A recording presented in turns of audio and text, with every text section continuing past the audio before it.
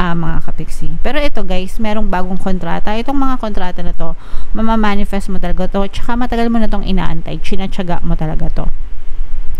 So, itong mga kontrata na to, pwede itong mga job offers, pwede mga permits, no? Kung kayo may mga nilalakad ng mga business permits, magnenegosyo, client offers, kung kayo ay mga freelancers or mga project-based, mga kapiksi, kung may mga loan na nilalakad kayo guys, pwede rin ma-approve yan.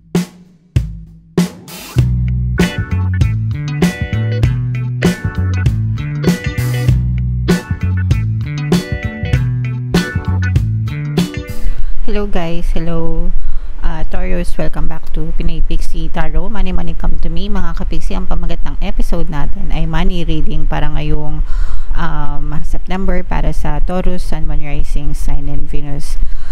Unahin natin tong deck na to guys. Tingnan natin yung mga money manifesting techniques para sa inyo. Comment down below if naka-resonate kayo guys. So we have indulge, mga kapiksi. Close up natin. Yan. Buy yourself a treat each week even if it's very modest. Enjoy it as though it were the greatest gift you have ever received. The universe will then provide you many more gifts for you to enjoy. So ito guys, no, especially sa mga nagtatrabaho, sa mga kapiksi natin na walang sawang nagsisikap sa buhay nila para kumita, para sa pamilya, 'di ba? Wag nyong ipagkait sa sarili nyo yung mga rewards na dapat sa inyo kasi sometimes or most of the time, no, ito I'm sure maraming makaka-relate, no. Trabaho tayo ng trabaho, nagpapakahirap tayo tapos para may pambili tayo ng mga gamit sa mga anak natin, sa mga partners natin, sa mga magulang natin, pero sometimes sa atin wala nang natitira, 'di ba? Yung minsan ka na lang bibili para sa sarili mo, tapos parang tinitipid mo pa, o kaya sometimes iniisip mo kung kailangan mo ba talaga, yung mga ganon. And wala namang problema sa ganon guys, yung wise spending, no? Pero dapat hindi mo rin dinideprive yung sarili mo, na bigyan ng rewards yung sarili mo kahit anong paraan mga kapiksi, kasi deserve mo yan, okay? Deserve mo yan dahil naging masikap ka sa buhay, hindi ka naman tatamad-tamad, di ba? So deserve mo yan. Dapat kung mahal mo kung importante sa'yo yung mga pamilya mo, di ba? Dapat ikaw din, no? Equally important ka rin. Dapat nagbibigay ka rin, nagtatabi ka rin ng para sa sarili mo. So kahit ano guys, iba-iba tayo. So pwedeng every week, yung iba every payday, every sahod, yung iba naman iniipon. So, yung iba, let's say for example tuwing payday, it's either nagbo-buffet sila or nagda-dine-in sila sa mamahaling restaurant, di ba? Minsan pagkain, minsan gamit, no? Bibili sila ng bagong dress or bagong shoes or bagong bagay, ganyan.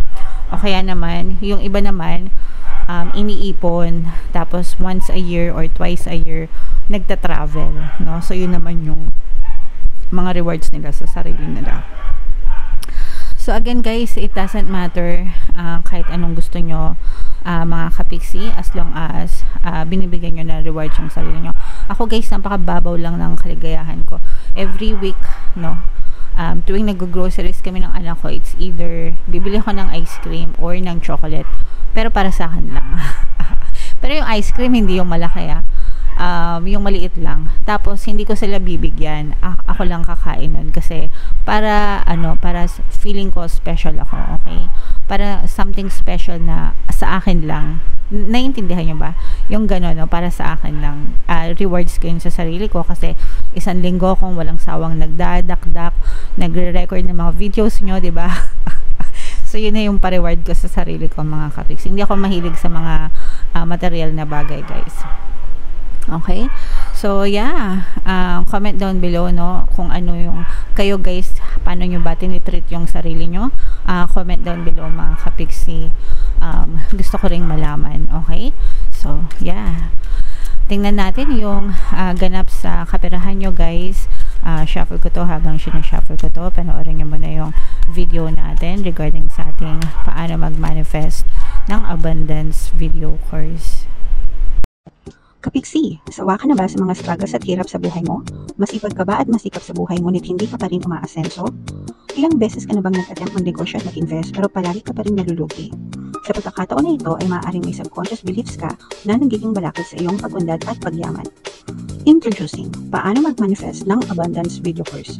Dito ay matututunan mo ma-overcome ang mga balakid mo para tuluyan ka ng umunlad, umasenso, sumagana, maging matagumpay, successful at maswerte sa iyong kabuhayan, pera, trabaho, negosyo, salapi at kaperahan ng bonggang-bongga. Dali, mag-send na ng email sa pinoypixie@gmail.com at simulan na ang iyong pagyaman ngayon. Alright, so sa lahat ng gusto mag-avail ng course guys, yung promo natin for August, magbibigay tayo ng free 3-in-1 pampaswerte subliminal sa pampaswerte sa pera, sa buhay at saka sa love life.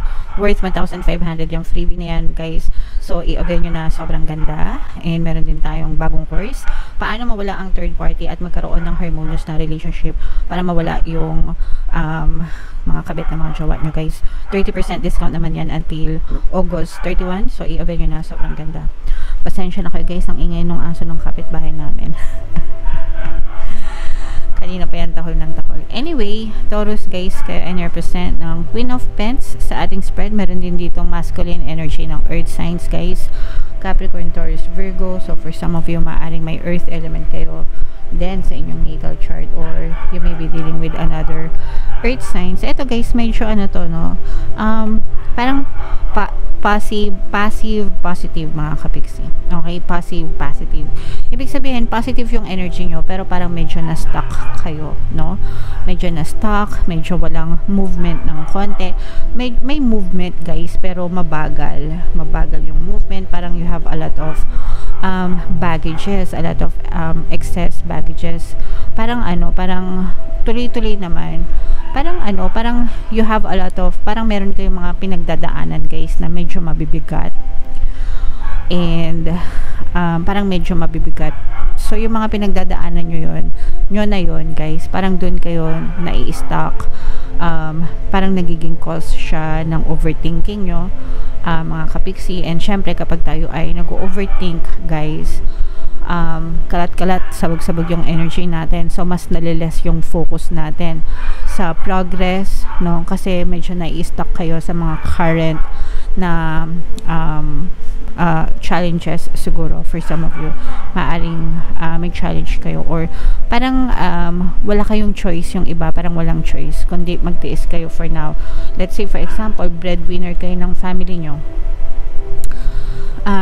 Parang kahit na pwede ka namang hindi tumulong, ganyan, pero parang wala kang choice kasi ikaw lang talaga yung aasahan. So although may income ka naman, pero parang kung sa'yo lang, let's say for example, kung para sa'yo lang yung income na yon, malaki sana yung kikitain mo, malaki yung savings mo, pero dahil nag-shell out ka ng pera, tinutulungan mo yung siguro pamilya mo, magulang mo, mga kapatid mo, sometimes extended family pa, parang doon, parang medyo nadidrain ka, mga kapiksi, and parang natatrap ka dun sa sitwasyon na yun kasi parang hindi mo alam kung paano tumanggi, or hindi mo alam kung paano sabihin na tama na, wala akong pera, or pagod na ako, yung mga ganun, no? So, and feeling ko dahil din yun sa parang gusto mo rin tulungan sila at the same time kahit na nahihirapan ka na, pero yun nga, parang ang bigat-bigat din naman para sa inyo. So this will not resonate with all guys, no? Pero if naka-resonate kayo, comment down below, mga kapiksi. Pero ito guys, merong bagong kontrata. Itong mga kontrata na to, mamamanifest mo talaga to, tsaka matagal mo na tong inaantay, chinatsaga mo talaga to. So, pwedeng itong mga kontrata na to, pwede itong mga job offers, pwede mga permits, no? Kung kayo may mga nilalakad ng mga business permits, magnenegosyo, client offers, kung kayo ay mga freelancers or mga project-based, mga kapiksi, kung may mga loan na nilalakad kayo guys, pwede rin ma-approve yan, guys. And yeah, and meron, parang mamamanifest nyo talaga ito guys, no? Kasi parang ang tagal-tagal nyo na tong inaantay. So eventually guys, dadating din to, kaya konting tiis lang, konting tsaga-tsaga lang, mga kapiksi. Okay? So ito guys, yun yung sinasabi ko sa inyo na medyo mabigat yung problema, or medyo mabigat yung pinagdadaanan ng iba. Pero ito guys, pwedeng din to, Yeah, parang yung iba sa inyo guys, comment down below if nakaka-resonate ka. Parang naghahanap kayo ng scapegoat. Parang gusto nyong tumakas, no? Gusto nyong magsimula, gusto nyong naghahanap kayo ng labas, padaan, or escape. Gusto nyong mag-escape dyan sa mga problema na yan. Pero, you have to face your fears guys, no? Kasi hindi naman natin matatakasan yung problema. Haharapin lang natin sila. Okay, you have to face it and move forward, mga kapiksi. Pero as long as kaperahan naman yung pag-uusapan, meron pa rin namang pumapasok sa inyo. Pero yun nga lang, medyo yung iba medyo nag-emo, sa ngayon medyo naguguluhan, bombarded yung isip nyo eh. Ibig sabihin parang ano kayo, aligaga, may mga gumugulo sa isip nyo, mga kapiksi. Okay? So, comment down below guys, if feeling nyo naka-resonate kayo dyan. Yung iba sa inyo guys, parang feeling ko din, no? Kaya hindi kayo makatanggi dun sa pagtulong kasi parang nakikita nyo rin siguro yung kahirapan ng pamumuhay ng mga taong tinutulungan nyo, lalo na kung kadugo nyo, kapamilya nyo, diba? Syempre, tayo rin naman yung magtutulungan talaga, mga kapiksi. Okay? So, comment down below, Taurus. Ito guys, i-mind nyo tong mga bagong kontrata na to, bagong projects na to, mga kapiksi. For some of you, maaari din kayong, ito good karma din pala guys, no? Nakikita natin na maaaring may good karma din. Itong mga bagong opportunities na dadating sa inyo, maaaring ito'y bahagi din ng good karma mo bilang reward sa iyo ng universe kasi naging matulungin ka kahit pagod ka na. Okay? So, ganun talaga guys, palagi ko nga sinasabi sa inyo, the universe will always give you what you deserve. Kaya importante talaga, mga kapiksi, na maging mabuti tayo. Hindi mo man makuha agad-agad yung rewards ngayon, pero eventually, ibibigay din sa iyo yan ng universe pagdating ng araw. Okay? So, wag tayo maging madamot, mga kapiksi. Alright, so comment down below, Taurus, if feeling nyo naka-resonate kayo dyan.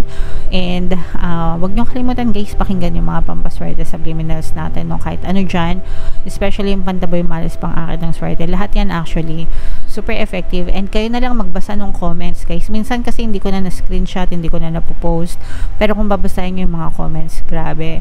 As in, sandamakmak yung mga comments dyan. Super effective. So, ito yung playlist guys. Pakinggan nyo. And ito naman yung ating success stories ng paano mag-manifest ng abundance video course. Click here to subscribe guys, and click here to join our membership program.